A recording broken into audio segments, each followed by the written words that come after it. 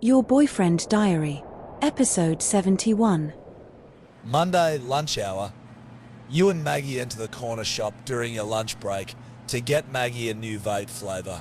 You've both gotten some delicious hot lattes, a ritual you both share. Taste how delicious my latte is. You tell Maggie.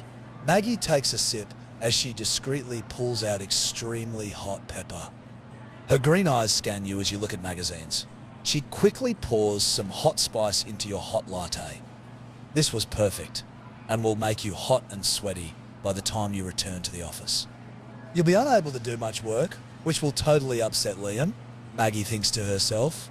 You turn around before she hands you your latte. She says it's really yummy, but that you should let it cool. You agree and take your latte from her. You tell Maggie you're going to browse around as she finishes up in front. Jake enters the store, exhausted and upset. He's just gotten fired. This was so embarrassing now. Jake really needed that job. Jake puts his brown shoulder-length hair into a ponytail as he decides on an energy drink. He didn't know what to do anymore. Maybe he should just go back to gardening. You and Jake meet eyes. Jake is dressed in a work pants with tools at his waist belt, big feet in a big pair of black boots. You feel so nervous, but wave away your thoughts as you look at the books again. You see a beautiful dolphin notepad, which you think you'll get for Liam. Hey, so random, but as a man, would you like this as a gift? You ask Jake.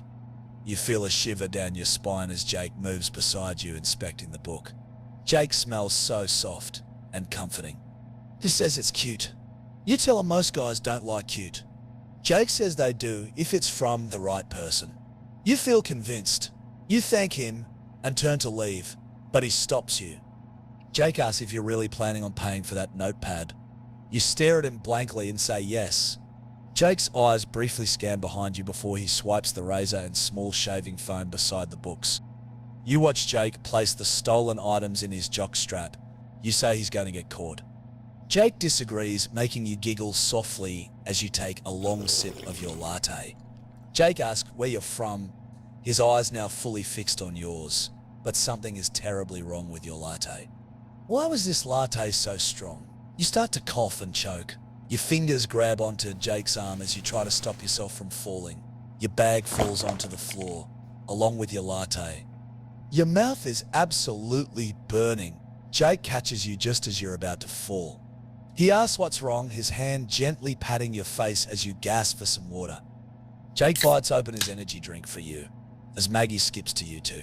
She tells you to get up and to stop being so dramatic. Jake asks what's wrong with you. Maggie rolls her eyes.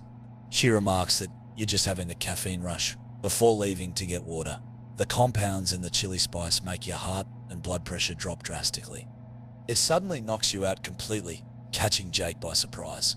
Jake tries to wake you up in vain. He lifts your leg to allow blood flow to your head, but that's no help either. Jake calls out for help before placing your cotton jersey beneath your head. His sooty fingers feel at your weak pulse. He needed to get you awake before you draw attention to him and his theft. There was no way Jake was going to jail because of this.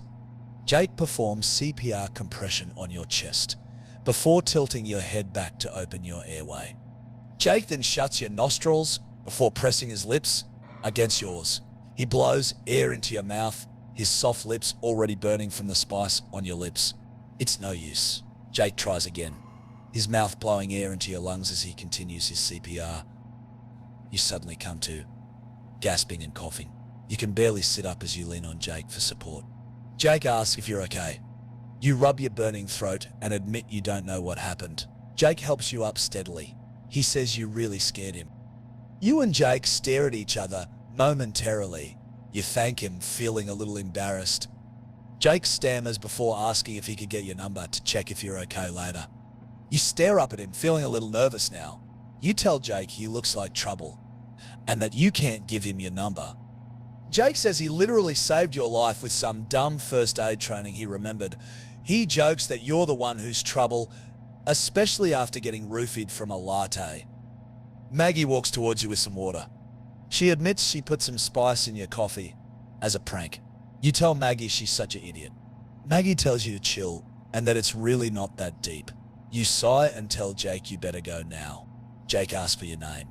You tell him your name and leave before he may ask anything else. Back at the office, you and Maggie head into Liam's office. Liam asks why your shirt is spilled with coffee. You scold and tell Liam about Maggie's supposed prank. Maggie laughs and says it was just a harmless prank. You tell Maggie she literally embarrassed you. Liam has you and Maggie stop arguing as he pulls you into a gentle hug, trying to calm you. Liam pauses and says you smell a bit different. You sigh and ask Liam what he's on about. Maggie blurts out that you were hugging and flirting with some construction worker in the corner shop.